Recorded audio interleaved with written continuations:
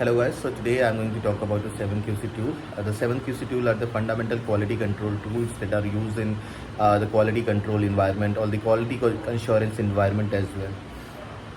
They are the weapons of a quality auditor or the quality personnel.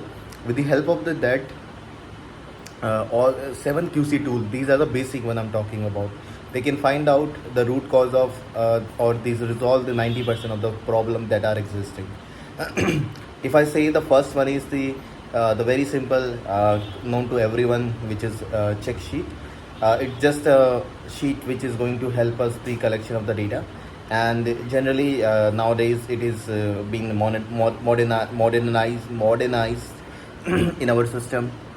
Like we generally in the BPO sector we use the less check sheet, but directly the quality form whenever the auditor generally the fill it in a quality assurance domain, and out of which once we have gathered all the insights and all the recurrence of the data, then the second best thing is that the Pareto analysis. The Pareto principle says that the outcomes, the 80% of the outcome that are happening is dependent due to the 20% of causes, which indicate that the problem is only caused by the 20% of these issues.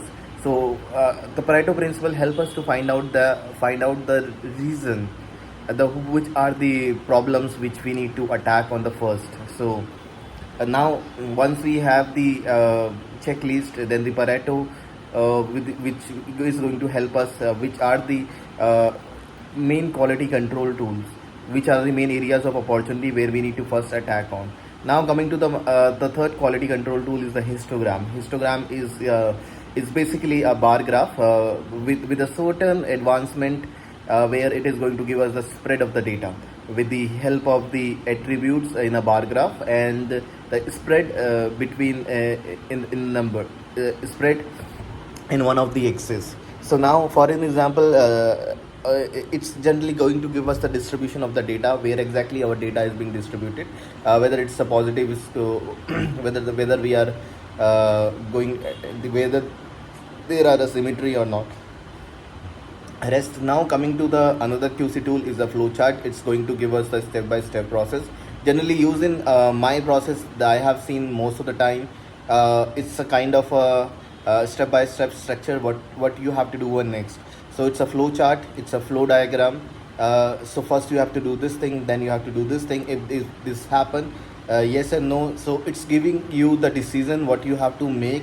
It's a kind of standard operating protocol that you are going to get it.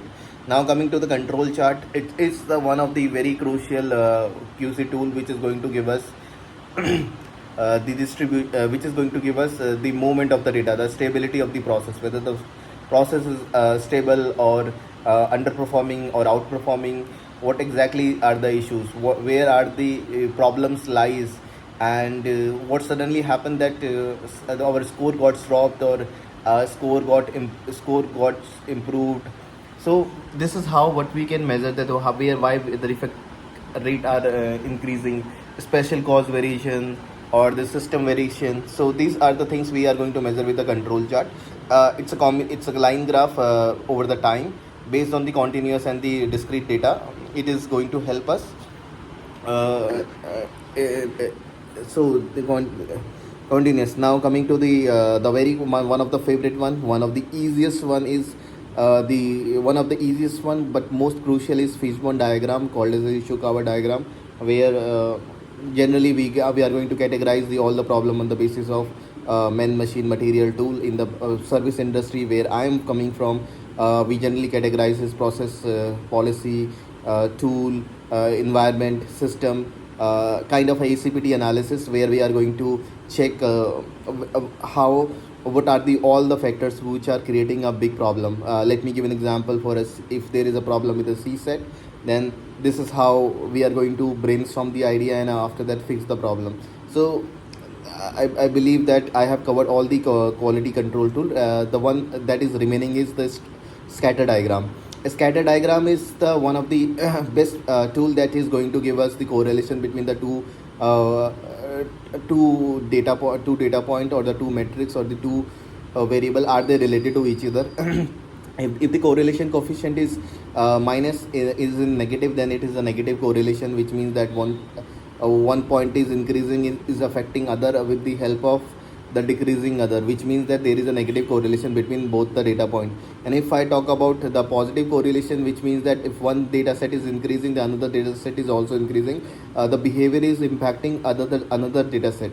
This is one of the main reason that we check the correlation or relatability between the two data set.